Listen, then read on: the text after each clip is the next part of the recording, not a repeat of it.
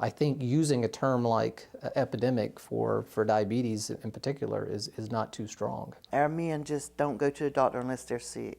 I mean, very sick. That's just it's just tradition. The Waccamaw Siouan tribe has never had a health program. Never. In healthcare, there's such a demand for high speed. Okay, we got to get you in, get you out, get you in, get you out. And that really pushes against I think, some of the understandings of what care is. It has been more than just a short-term project, because what we're doing is an innovative effort to access health care, adequate, appropriate health care for American Indians.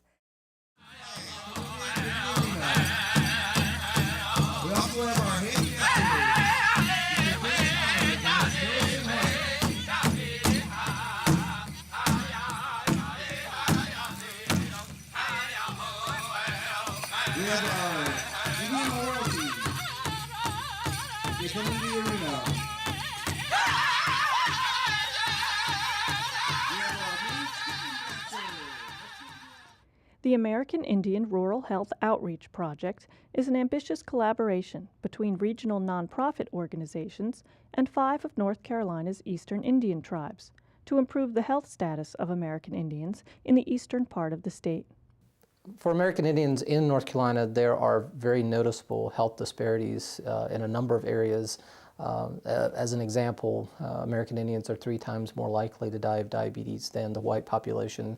For cardiovascular disease, American Indians have a 40% higher mortality rate for cardiovascular disease. And it is not just isolated to chronic health conditions, other conditions that are related to health. Some of the data on sexually transmitted diseases, there's higher rates for American Indians than the white population. So there's clearly, it's not just morbidity, it's also quality of life as well as complications associated with certain chronic and acute health conditions. Working on a $600,000 federal grant spread over 3 years, health advocates have worked with the tribes as they empower themselves in their own communities to offer culturally competent health care and to gather Indian health data. The project helps the tribes to hire community outreach workers who find ways to remove barriers to medical care and establish events and regular activities that raise health awareness.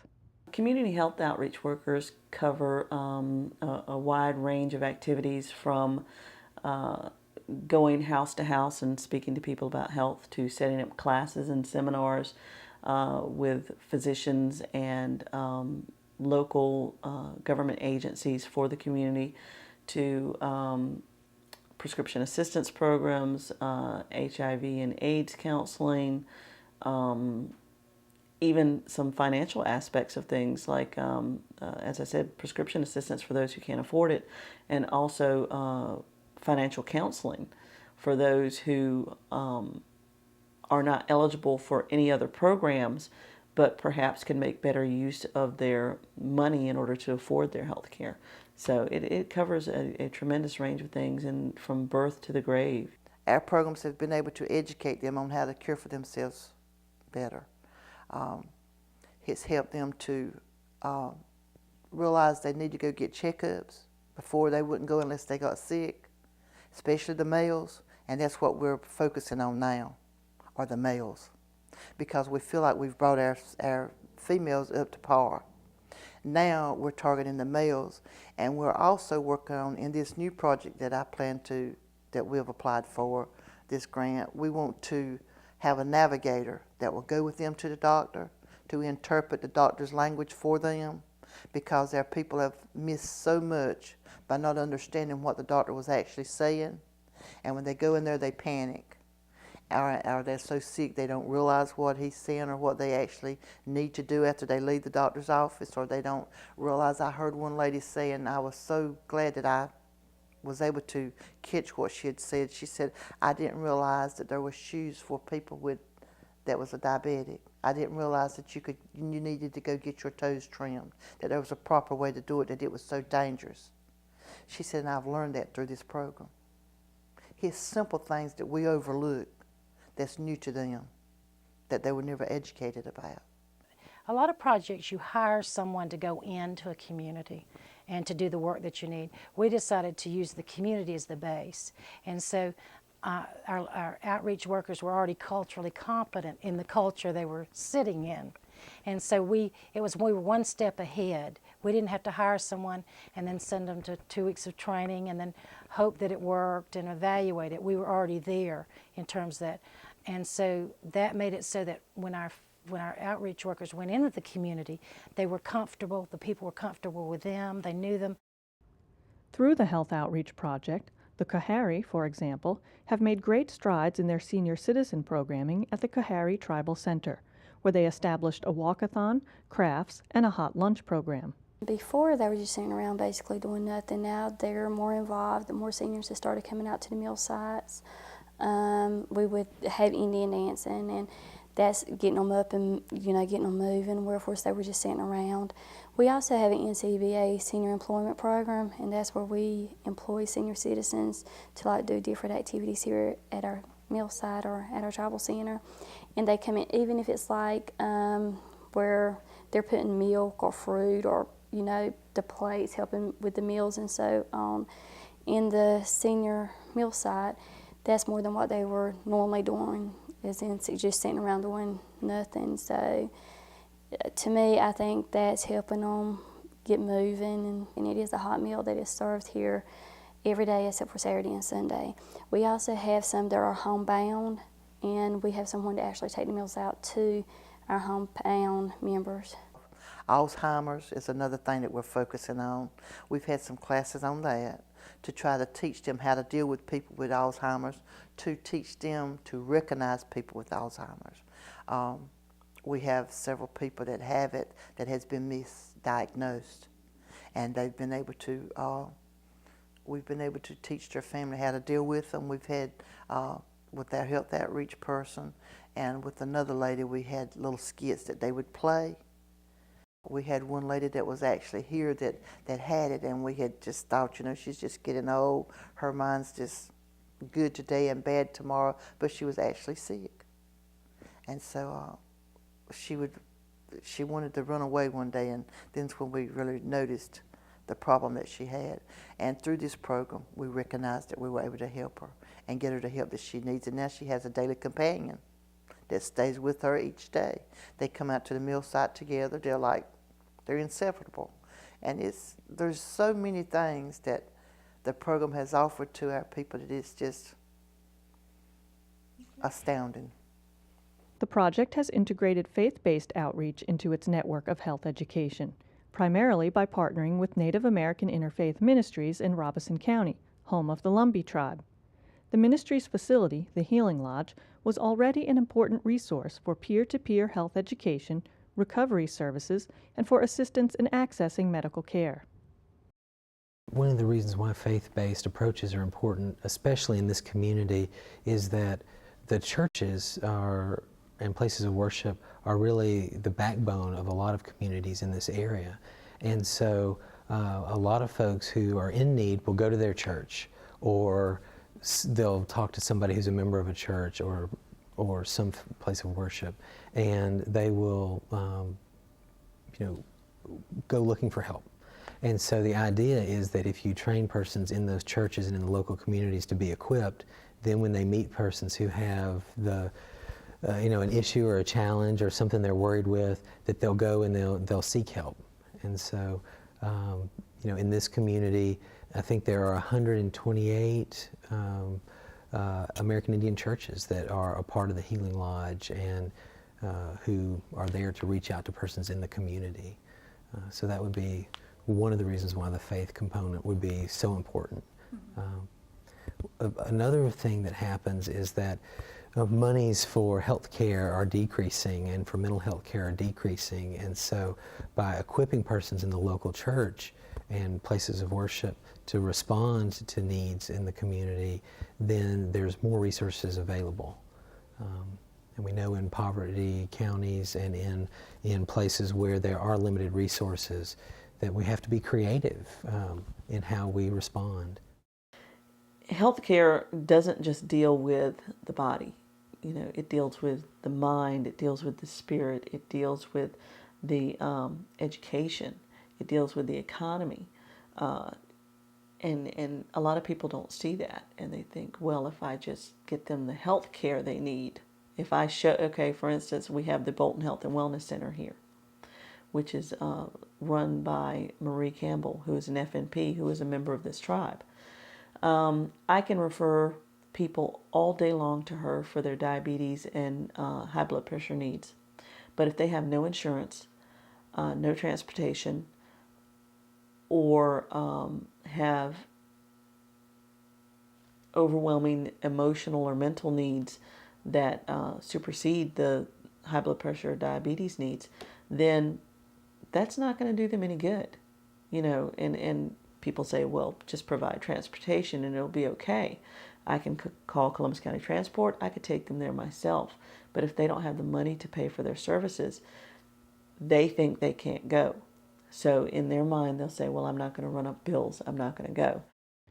A significant objective of the American Indian Rural Health Outreach Project is the establishment of a database to store information about indicators of medical conditions in the population and specific health history. We don't have the data. And the reason we don't have the data is that, not that we haven't asked, because evaluators and researchers love to ask the question. But if you can't get the answer through using culturally competent means, you don't know. The project and its partners have been gathering the health data through regularly scheduled community health assessments and culturally relevant health surveys. There's a distrust of giving information to outsiders because it's often been used in the negative. You see the newspaper or TV things and you get these really clips like, you know, whatever group you're talking about, Native Americans highest in substance abuse or whatever in terms of that. But it doesn't tell the picture behind it. And so I think there's a lot of reluctance in marginalized populations to not be the caption of the day. And so when you involve them in these projects, there's a bit of reticence to become involved.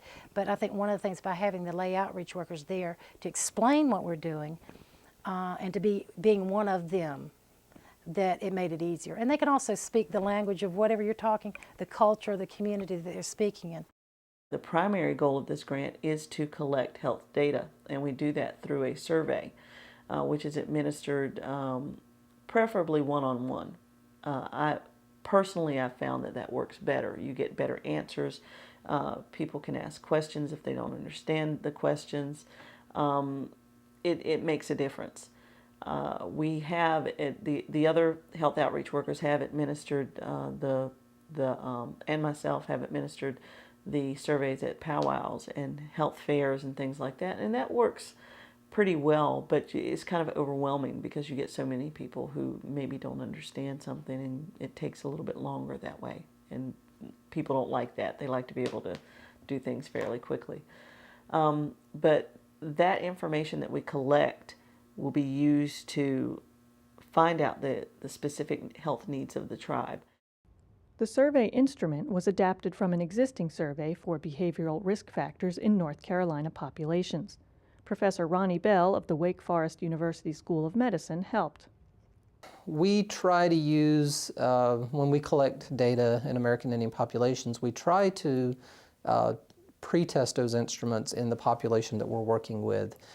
So to assume that certain what we call standardized questionnaires will be applicable to American Indian populations in North Carolina is not appropriate. So we try to pre-test the instruments that we use to collect data. We try to make sure that the interaction between the interviewer and the person being interviewed is done in a standardized fashion, as well as in a manner that is very receptive to the collecting of adequate, reliable data. The project has partnered with the University of North Carolina at Pembroke for storage and access of the data, and Professor Sherry Edwards analyzes it. The questions on the surveys, the majority of them were demographic information. Of course, it was no names were taken, so that it's just aggregate data. So we won't be using anyone's name. But we'd ask about your health. How do you see your health? How often do you go to the doctor? If you don't go, why? Then we'd ask about insurance, transportation. And we even ask questions about, do you feel that your race is in consideration when you go to see the doctor? Then we'd ask about your medication. We ask about AIDS in terms of, do you have information about that? Do you know ways of preventing that? And one of the questions that we found too was around exams like mammograms, and only half the people responded that they'd had mammograms. And one of the things we know that the literature tells us is that breast cancer is very high among Native American women, and so that was a concern that came forward. Also, prostate cancer. How many of the men had actually been tested? We find about half of the men had been tested. So those are things that we found that maybe we didn't want to find, but are glad that we have, because now we know that a lot of our energies need to be directed towards how do you get folks to do that and to be comfortable with that kind of information and doing that. And so that's one of the things that we're working on, is you not only get the information, but what are you going to do with it? How are you going to change the community? How are you going to improve the wellness of the community? Another objective of the Rural Health Outreach Project is to advocate for recreation initiatives that will provide adequate spaces and take advantage of existing natural resources, while promoting environmental policies that contribute to healthy living. One of the things we want to do before this is all over with, if we can get the funding and the support to do it, is to actually create a culturally sensitive walking trail. And that's something that the Halawassaponi health outreach worker came up with, and that is Stephanie Evans Lynch. And that would be a walking trail that incorporates historic issues.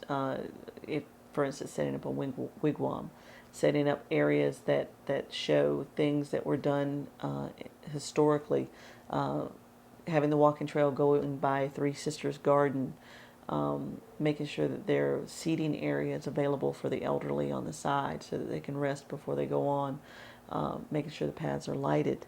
And that, I think, is a tremendous idea. That is something that can be used not only by the community, but as a tourist attraction. You know, economically, that's something that the tribes have to look at that needs to be done. The American Indian Rural Health Outreach Project welcomes the Saponi and the Occaneechi Band of Saponi to the network. Soon the project service area will have covered 24 counties, reflecting collaboration with 7 tribes and partnerships with 6 community health centers, where constituent patients receive care regardless of inability to pay. None of these tribes are federally recognized, so they don't receive automatic federal funding to support the tribe.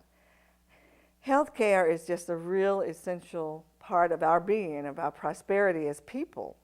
And we, as a society, it's really important to address what those needs are and to make sure that those needs are met.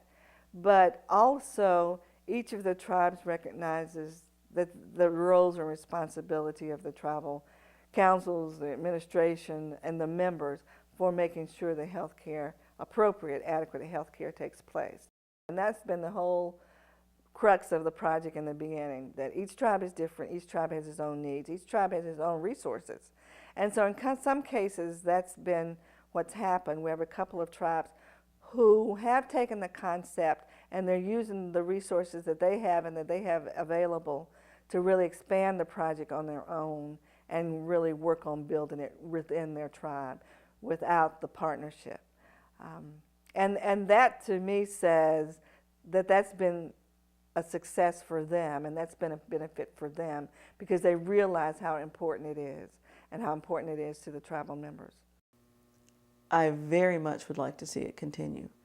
The funding for it is so very important. It's made a huge difference in our community. It has, we have increased the number of our population who seek preventive health care.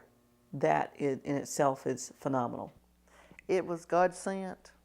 It was a blessing for our people. Had we have not had it, I feel that we would have lost a lot of people because of it. It saved lives. It increased the quality of our seniors' lives as well as our youth. And that's why we don't want to leave it. We want to continue on. We want to find something to, if not duplicate, to supplement for. So we want to keep our coordinator, because she's learned how to handle the people, how to deal with them, how to get the help that they need. They've learned to trust her. So by employing her, it has helped them to advance in life as well. So it's like the domino effect. I was able to hire her through the program. She was able to give them these benefits, and it's just like a circle. They've all benefited from it, and we don't want to let it go. We want to continue on, because I just can't see our people stopping at this point now. The health disparities are evident. We all are aware that they exist, that we want to make sure that not only are tribal members prepared for accessing appropriate, adequate health care, but also that we make sure that the providers are also prepared to give the adequate, appropriate health care. Additional funding just would help us to do that. And to have a key person within each tribe who addresses health care and who has the expertise to do that, and to work with tribal members both as a group and individual, that's just really key to improving the health care of individuals in the tribe.